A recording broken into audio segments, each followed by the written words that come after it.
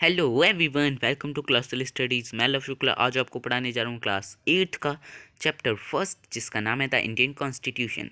Okay, तो इस chapter को स्टार्ट करने से पहले इस चैप्टर के नेम का इंट्रो देख लेते हैं एक बार। ओके, सो चैप्टर का नाम बेसिकली क्या है? द इंडियन कॉन्स्टिट्यूशन, इंडिया का कॉन्स्टिट्यूशन। ठीक है, इसमें हम लोग देखेंगे कि जो हमारा कॉन्स्टिट्यूशन है, ठीक है, उसकी अच्छाइयाँ बुराइयाँ क्या क्या हैं, अच्छाइयाँ क्या क्या हैं, ठीक है, और उसके की फीचर्स देखेंगे हम लोग। सो इंडिया का सबसे पहले देखते हैं कॉन्स्टिट्यूशन का मीनिंग क्या होता है। कॉन्स्टिट्यूशन मतलब हिंदी में तो होता है संविधान, ठीक है।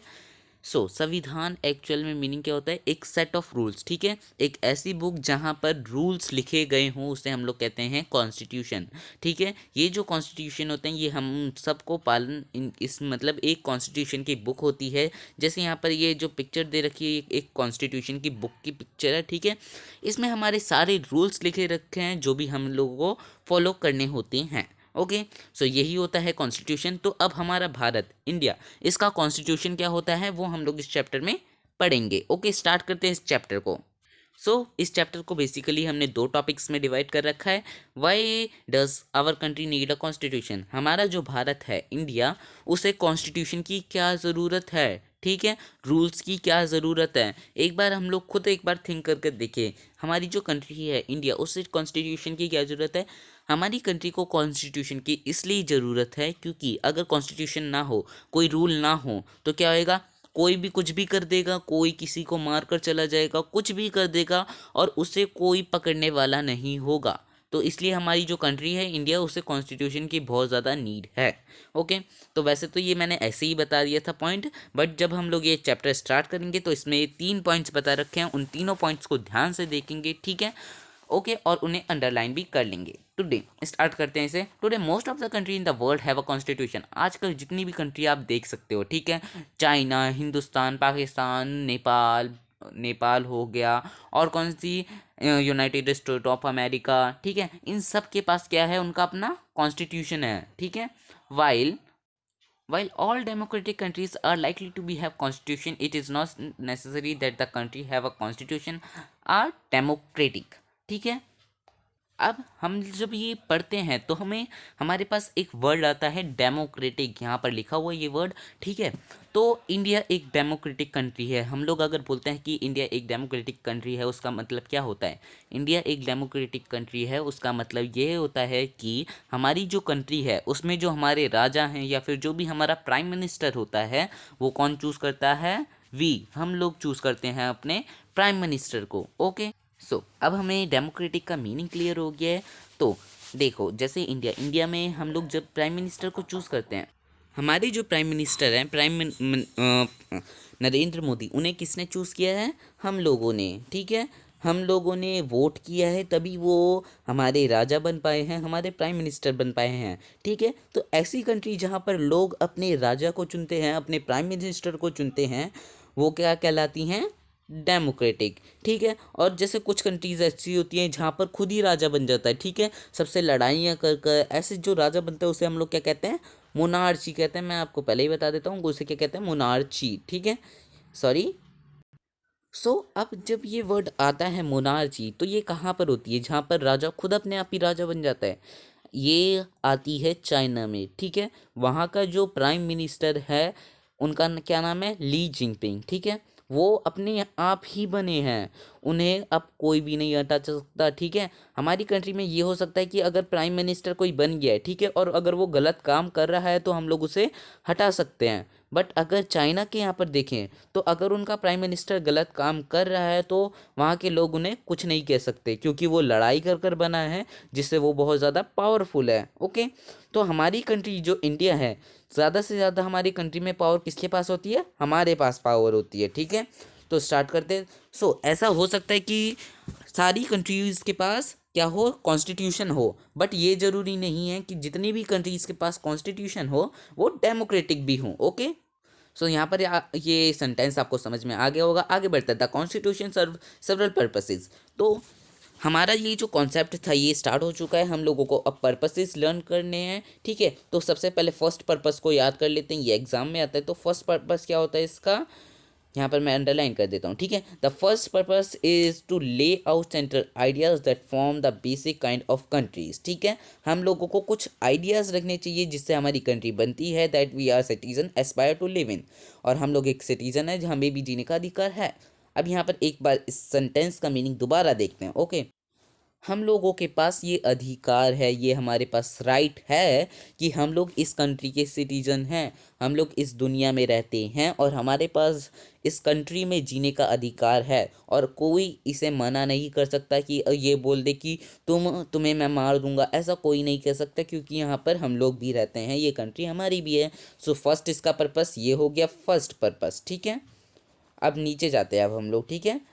और put another way, a constitution tell us what the fundamental nature of society is. हमारा जो कॉन्स्टिट्यूशन होता है वो हमें ये भी बताता है कि हमारी सोसाइटी, हमारी जो कंट्री है उसका फंडामेंटल नेचर कैसा होगा, ओके। मतलब हमारे साथ कोई भेदभाव नहीं करेगा, ये हमारा कॉन्स्टिट्यूशन हमें गारंटी करता है, ठीक है। फर्स्ट कॉन्स्टिट्यूशन की क्या हो गया, वो हमें गारंटी करता है कि हमारे साथ कोई गलत काम नहीं होएगा, हमारे साथ डिस्क्रिमिनेशन नहीं होएगी, ठीक है। A country usually made up of different communities of people who share central belief but may not necessary agree on all issue, ठीक है। एक कंट्री किससे बनी होती है, डिफरेंट कम्युनिटीज से बनी होती है। जैसे हमारा जो भारत है वो किससे बना हुआ है, भूटान, सॉरी हमारा जो भारत है वहाँ पर कौन कौन रहता है, हिंदू, मुस्लिम, सिख, ईसाई, ये सब लोग रहते हैं, ठीक है। और हमारा जो भारत है इन सब से मिलकर ही तो बना है ना। सो हमारा जो भारत है इन सब कम्युनिटी से मिलकर बना है, और ऐसा नहीं हो सकता। जैसे गवर्नमेंट ने एक ऑर्डर निकाला, ठीक है, उसने बोल दिया कि हम लोगों को बाहर जब जाना है तो मास्क लगा कर जाना है, ठीक है। ऐसा मतलब ये अभी कोरोना नहीं समझ चल रहा, ये समझ लीजिए, ठीक है। और इस टाइम पर बोल दिया गवर्नमेंट ने कि ना मास्क लगा कर जाना है, तो ऐसा नहीं हो सकता। कुछ लोग सोचेंगे ये हमारे फ़ायदे के लिए, कुछ लोग सोचेंगे हम लोग क्यों लगाएं, ठीक है, ये हम लोग नहीं लगा सकते। तो ऐसा भी हो सकता है कि कुछ लोग एग्री करें, कुछ एग्री ना करें। ऐसा बहुत बार होता है हमारे कॉन्स्टिट्यूशन में, तो ये बस एक सिचुएशन बता रखी है। तो इस जगह जब हम लोग एग्री नहीं हो पाते हैं, एक साथ अपनी जो कॉन्सर्ट होता है, अपना जो एग्री वाला बातें होती है, ठीक है, जिन पर हमें मानना चाहिए, वो जब नहीं हो पाता है तब हमारा जो कॉन्स्टिट्यूशन होता है इस चीज़ के लिए हमें हेल्प करता है, ठीक है। A constitution help us to serve set of rules and principle that person और country can agree upon the basic way in which they want to be country is govern. So एक country में, ठीक है, अगर कोई agree नहीं हो पा रहा है तो हम लोग क्या करेंगे, उधर वोटिंग करवा सकते हैं, या फिर ये भी देख सकते हैं कि उसका जो इशू है, ठीक है, उसकी जो बात है वो अगर सही कह रहा है, ठीक है, उसकी बात में कोई पॉइंट है, तो हम लोग वो करेंगे, क्योंकि ये उसकी कंट्री है, वो गवर्न इसे कर सकता है। This include not only the type of government but also agree on central ideas. और इसमें सिर्फ एक टाइप की गवर्नमेंट नहीं आती, सारे आइडियाज़ आते हैं, एग्रीमेंट आते हैं, ठीक है। अब हम लोग नीचे चले जाते हैं। सो let us try to understand what we mean by these two contrasting situation in recent history of Nepal. अब अगर आपको कुछ न्यूज़ेस पढ़ते होगे तो आप लोगों को पता होगा कि नेपाल में अभी अभी क्या हुआ था, ठीक है। तो कुछ साल पहले a country that border India on the north, ठीक है, नेपाल कौन सी कंट्री है, नेपाल हमारा जो भारत है, ठीक है, उसके कॉर्नर में पड़ती है, ठीक है, नॉर्थ के कॉर्नर पर पड़ती है नेपाल कंट्री, ठीक है। वहाँ पर पहले क्या था, वहाँ पर मोनार्ची थी। मोनार्ची का मीनिंग पहले भी मैंने बताया है, मोनार्ची मतलब एक ऐसी कंट्री जहाँ पर कौन रूल करता हो, एक राजा रूल करता हो, ठीक है। तो नेपाल में कुछ साल पहले क्या थी, मोनार्ची थी। The previous constitution of Nepal which has been adopt in 1990 is reflect the fact that the final authority rest with the king. अब जब नेपाल का पुराना कॉन्स्टिट्यूशन था 1990s का, वो उससे क्या पता था कि जो जितनी भी पावर होएगी कंट्री की, ठीक है, वो वहाँ के सिटीजन के पास नहीं होएगी, ठीक है, सारी पावर किसके पास होएगी, सिर्फ किंग के पास होएगी। तो ये कुछ गलत नहीं लग रहा, क्योंकि अगर सिटीजन्स के पास कोई पावर नहीं होएगी, क्योंकि वो भी तो इस दुनिया में रह रहे हैं, उनके पास भी तो कुछ पावर होनी चाहिए, बट नहीं, ऐसा नहीं था। वहाँ पर 1990s में जितनी भी पावर थी वो सारी किसके पास थी, किंग के पास, और इनके पास कॉन्स्टिट्यूशन भी था जिसमें यही लिखा हुआ था कि जितनी भी पावर होंगी वो सारी किंग के पास होंगी। अब people movement in Nepal for several decades to establish democracy. अब वहाँ के जो पीपल थे नेपाल के, वो लोग बहुत सालों तक लड़ते रहे ताकि वहाँ पर एक डेमोक्रेसी आए, ठीक है। And in 1906 the final succeed in putting the democracy. और 1916 में नहीं, 2006 में वो लोग अपना जो स्ट्रगल था उसमें जीत गए, और उन्होंने वहाँ पर क्या ला दी, डेमोक्रेसी ला दी। डेमोक्रेसी मतलब जहाँ पर लोग अपने राजा को चुने, अपने प्राइम मिनिस्टर को चुने। So now the people have been write a new constitution to establish Nepal as a democratic, ठीक है। अब वहाँ के पीपल अपने लिए खुद कॉन्स्टिट्यूशन लिख सकते हैं, और जिससे वो ये बता सकते हैं कि नेपाल एक डेमोक्रेटिक कंट्री है, ठीक है। The reason that they do not want to constitution with the previous constitution is because it does not reflect the idea of country that want Nepal to be. अब वो उन लोगों को पुराना कॉन्स्टिट्यूशन क्यों नहीं अच्छा लगा था, क्योंकि वो सिर्फ किसके बारे में बता रहा था, उनके राजा के बारे में, कि जितनी भी पावर होएगी वो सारी उनके राजा के पास होएगी। ऐसा उन लोगों को अच्छा नहीं लगा, क्योंकि सिर्फ राजा ही तो वहाँ पर नहीं रह रहे हैं, वहाँ के लोग भी वहाँ पर रह रहे हैं, तो फिर जितनी भी पावर होनी चाहिए वो सब में इक्वल होनी चाहिए। तो उन लोगों ने क्या किया, अपने लिए खुद अपना कॉन्स्टिट्यूशन बनाया। As in the game of football in which a change in the constitution rule which changed the game although। वैसे ये वाला पैराग्राफ इतना इम्पोर्टेंट नहीं है, हम लोग सीधा ये जो सेकंड वाला पैराग्राफ है उस पर जाते हैं। तो सेकंड वाले पैराग्राफ में हमें सेकंड पर्पस बताया है, सेकंड उद्देश्य बताया है। तो हमने फर्स्ट उद्देश्य पहले लिख रखा है, ठीक है, या फिर ऑब्जेक्टिव हमारा लिख रखा है, तो यहाँ पर हम लोग सेकंड वाला भी अंडरलाइन कर देते हैं, ठीक है। So, a country is the second important purpose of our country is to define the nature of country's political system। अब जो सेकंड पर्पस होता है हमारी कंट्री का, वो क्या होता है, वो ये बता सके कि हमारा जो कंट्री है भारत, उसका पॉलिटिकल सिस्टम कैसा है। अब यहाँ पर ये जो पॉलिटिकल सिस्टम का मतलब है, ठीक है, ये पॉलिटिकल सिस्टम मतलब क्या हुआ इसका, ठीक है। पॉलिटिकल सिस्टम का मतलब हुआ कि यहाँ की हमारा भारत की गवर्नमेंट कैसी है, हमारे गवर्नमेंट। अब यहाँ पर ये जो गवर्नमेंट कैसी है इसका मतलब भी देखते हैं हम लोग एक बार। यहाँ पर जो हमारी गवर्नमेंट है, ठीक है, वो 3 पार्ट्स में डिवाइड कर रखी है, ठीक है, 3 पार्ट्स में। फर्स्ट कौन सी है, हम लोग शॉर्ट फॉर्म में लिखते हैं। फर्स्ट है सेंट्रल गवर्नमेंट, सेकंड है स्टेट गवर्नमेंट, ठीक है, थर्ड है हमारी पंचायती राज। ये आप लोगों ने 6th क्लास में भी पढ़ रखा होगा, और इस क्लास में 7th क्लास में आपने पढ़ा होगा स्टेट गवर्नमेंट के बाद, और 6th में पढ़ा होगा पंचायती राज के बारे में, और ये 8th क्लास है, इधर हम लोग पढ़ेंगे सेंट्रल गवर्नमेंट के बारे में। तो ये जो सिस्टम होता है गवर्नमेंट का, जिसमें हमने 3 पार्ट्स में डिवाइड कर रखा है इसे, उसे क्या कहते हैं हम लोग, इसे हम लोग कहते हैं फीडरलिज्म, ठीक, क्या कहते हैं हम लोग इसे, फीडरलिज्म, ओके। सो यहाँ पर हमें क्लियर हो गया कि हमारी गवर्नमेंट कैसी चुनी जाती है, एक तो वोट के थ्रू चुनी जाती है, और हमारा गवर्नमेंट सिस्टम कैसा है, या फिर हमारा पॉलिटिकल सिस्टम कैसा है, फेडरलिज्म वाला। So for example Nepal earlier constitution, ये तो हमें पता चल गया, हमने इसे बहुत अच्छे से समझ लिया था। तो हम लोग सीधा जाते हैं इस बॉक्स के पास, ठीक है। सेकंड पैरा में, in a democracy we choose our leader so that we can exercise power responsibility on our behalf, ठीक है। अब क्या होता है, डेमोक्रेसी में हम लोग अपने लीडर्स को चुनते हैं, जिससे वो जो भी रूल निकालेंगे वो किसके लिए निकालेंगे, हमारे लिए निकालेंगे, क्योंकि किसने चुना है उन्हें, हमने ही तो चुना है। तो वो जितना भी काम करेंगे, जो भी रूल निकालेंगे, वो सारा किसके लिए निकालेंगे, हमारे लिए निकालेंगे। However, there is always the possibility that these leaders might misuse their power and the constitution usually provides safeguard against this, ठीक है। अब देखो, जैसे मान लो हमने अपनी गवर्नमेंट चुनी, ठीक है, अभी कोई वोट नहीं है, ठीक है, हमने सोचा एक एक आदमी पर भरोसा कर दिया कि ये बहुत अच्छा है, ये बहुत साफ़ सुथरा है, और ये हमारी कंट्री को अच्छे से चला देगा, तो इसे ही हमारी गवर्नमेंट बना दो, इसे ही हमारा राजा बना दो। अब जब वो राजा बन गया तो वो क्या करेगा, वो जो भी रूल निकालेगा वो हमारे लिए निकालेगा। बट अगर ऐसा नहीं हुआ, उसने जितनी भी पावर्स थी वो अपने लिए यूज़ कर ली, ठीक है, अपनी पावर का मिस यूज़ कर लिया, तब हम लोग क्या करेंगे, ठीक है। इस जगह पर हमारा जो कॉन्स्टिट्यूशन होता है वो हमें हेल्प करता है, ओके। और हमारा कॉन्स्टिट्यूशन हमें किस तरह हेल्प करता है, वो हमें इसके अगेंस्ट में सेफ गार्ड प्रोवाइड करता है, कुछ रूल्स प्रोवाइड करता है, जिससे हम लोग ये जो मिसयूज़ होती है पावर का, इसे बच सकते हैं। जैसे अगर हम लोग प्राइम मिनिस्टर की बात करें, नरेंद्र मोदी की, ठीक है, अगर उन्होंने कुछ गलत कर दिया हमारे साथ तो हम लोग क्या करेंगे उस टाइम पर, तब हम लोग क्या करेंगे, उन्हें हटा देंगे उनकी पोस्ट पर से, ठीक है। हम लोग प्रोटेस्ट करेंगे और उन्हें हटाएंगे अगर उन्होंने कुछ गलत किया, क्योंकि ये हमें पावर किसने प्रोवाइड करी है, हमारे कॉन्स्टिट्यूशन ने प्रोवाइड करी है। The miss use of authority can result in the gross injustice.